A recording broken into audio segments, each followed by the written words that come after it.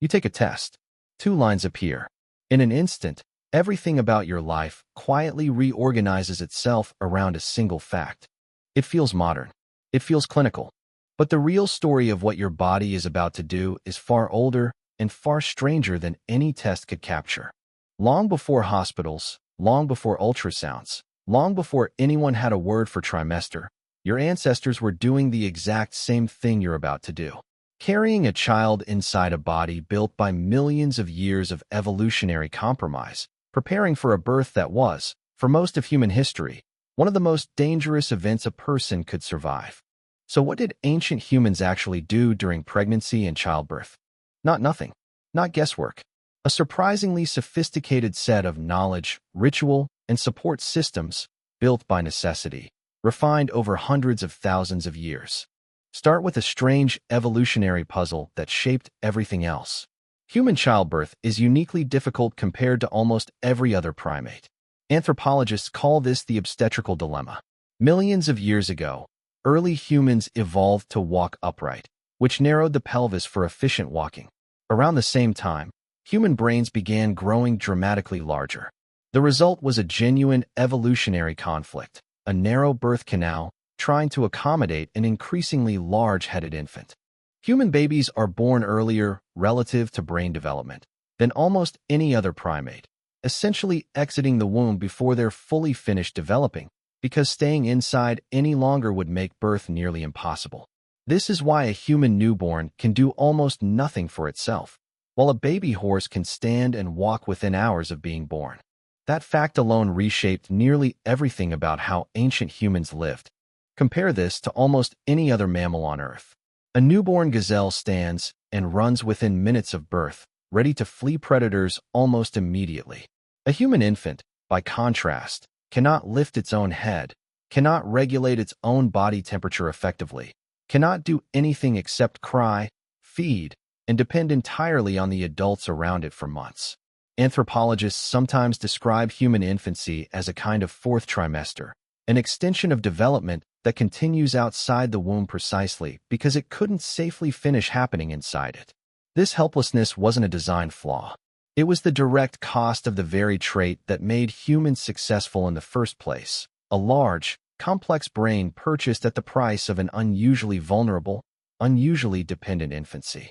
Because of this evolutionary trade-off, human childbirth became unusually dangerous and unusually social. Anthropologist Wenda Trevathan, who has spent decades studying the evolution of childbirth, proposed something now widely supported called the birth attendants hypothesis. Her research suggests that because human babies are born facing away from the mother, unlike most other primates, a birthing mother would have had significant difficulty safely guiding the baby out and clearing its airway completely alone. This single anatomical detail may explain something remarkable. Human birth may have been one of the very first behaviors to require cooperation between individuals, making it, in a very real sense, one of the earliest roots of human social bonding itself. Think about what that means. Long before humans built language, before they built tools for hunting, they may have already been building something even more fundamental, the instinct to help another person through the most dangerous physical event of their life. So who actually helped? Evidence from anthropological studies of small-scale societies still practicing traditional lifestyles today, alongside archaeological and ethnographic research, points consistently toward experienced female relatives and community members serving as birth attendants. Grandmothers, aunts, and women who had already survived childbirth themselves passed down accumulated knowledge, not through textbooks, but through direct apprenticeship, watching, assisting, eventually leading births themselves. This knowledge was extensive. Researchers studying traditional birth practices across cultures have documented remarkably consistent techniques, positioning the mother upright or squatting rather than lying flat, which uses gravity to assist the birth and can widen the pelvic outlet. Massage and counter-pressure techniques to help manage pain. Herbal preparations, some of which modern pharmacological research has confirmed do have genuine effects, used to help stimulate contractions or manage bleeding afterward. This wasn't primitive guesswork. It was empirical knowledge, tested and refined across countless generations, passed down through direct observation long before anyone wrote anything down. Timing and environment mattered too. Traditional birth attendants across many cultures developed careful attention to the stages of labor, recognizing when contractions signaled real progress versus when something had stalled and needed intervention, such as changing the mother's position or trying specific techniques to help reposition a difficult presentation. Some cultures developed specific birthing huts or designated spaces set apart from daily living areas, both for practical reasons like cleanliness and privacy, and for the ritual significance of marking birth as a distinct, important passage. None of this required literacy or formal medical training. It required generations of careful, repeated observation, refined the same way any traditional craft gets refined, through trial, memory, and teaching. Pregnancy itself came with its own body of accumulated knowledge. Many hunter-gatherer societies, including groups studied extensively like the Hadza of Tanzania and the Kung of the Kalahari, show patterns where pregnant women continued gathering food, sometimes surprisingly late into pregnancy, adjusting activity levels rather than stopping entirely.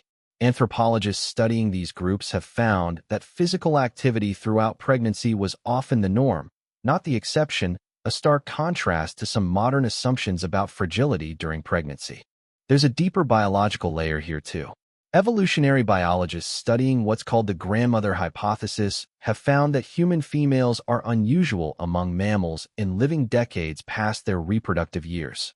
This extended post-reproductive lifespan appears to have evolved specifically because grandmothers who helped gather food, care for older children, and assist during birth measurably increased the survival odds of their grandchildren.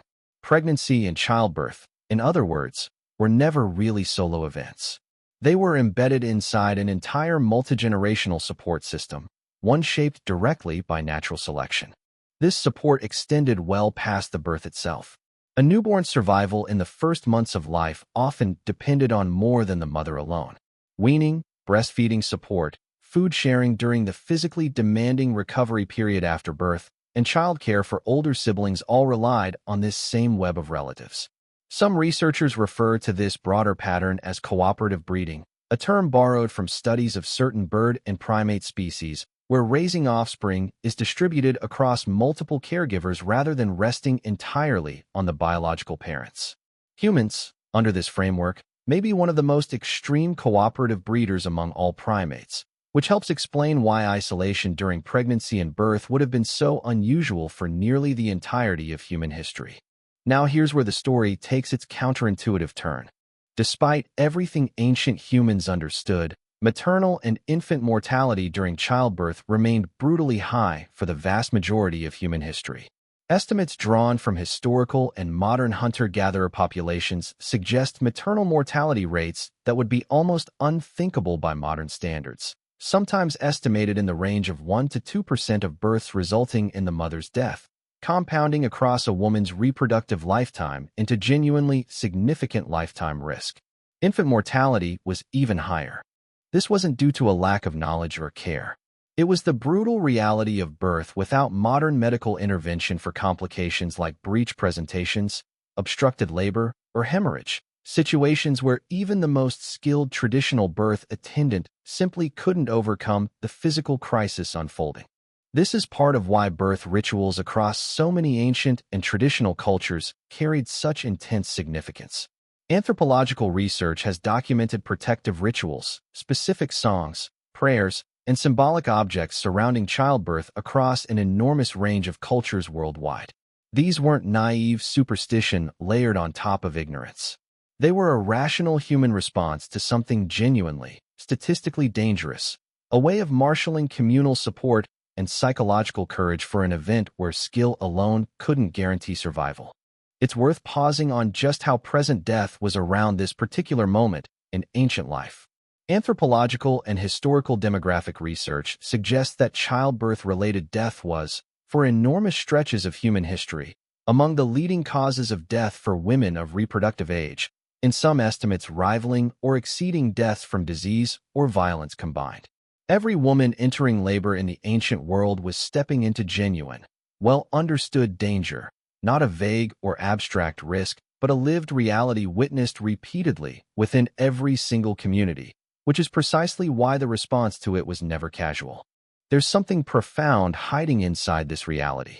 Every single person alive today exists because, somewhere in their unbroken ancestral line, stretching back hundreds of thousands of years, every single birth succeeded. Every mother survived long enough to raise that child, or someone else stepped in to ensure the child survived anyway. You are the end result of an unbroken chain of successful, dangerous events, each one requiring exactly the kind of cooperation, knowledge, and communal support this video has been describing. This reframes something about modern childbirth that's easy to take for granted. The medical interventions available today, cesarean sections for obstructed labor, treatments for hemorrhage, careful monitoring for complications, address exactly the failure points that made ancient childbirth so dangerous in the first place. Modern maternal mortality rates in countries with access to comprehensive medical care are a small fraction of what they were for nearly the entirety of human history. A genuine, measurable triumph built on centuries of accumulated medical knowledge stacked on top of that older layer of ancestral, communal wisdom. But the underlying human experience hasn't changed nearly as much as the statistics might suggest. The instinct to gather other people around a birth, to bring extra hands, extra reassurance, extra knowledge into the room, traces directly back to that same evolutionary pressure Wenda Trevathan identified. The simple anatomical fact that human birth has never really been designed to happen entirely alone.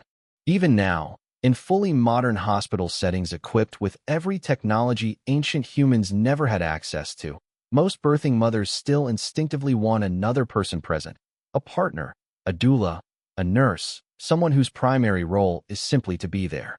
Doulas in particular represent something close to a direct continuation of the ancient birth attendant role, providing continuous emotional and physical support that runs parallel to, rather than replacing, modern medical care.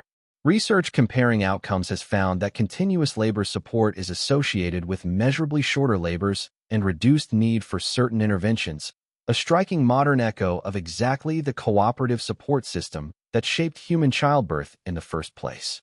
You take a test. 2 lines appear. But long before any test existed, before any hospital, before any word for pregnancy was even written down, this exact biological drama was already unfolding, generation after generation, in shelters and caves and open grasslands, surrounded by other people whose only job, in that moment, was to help one more human being safely into the world.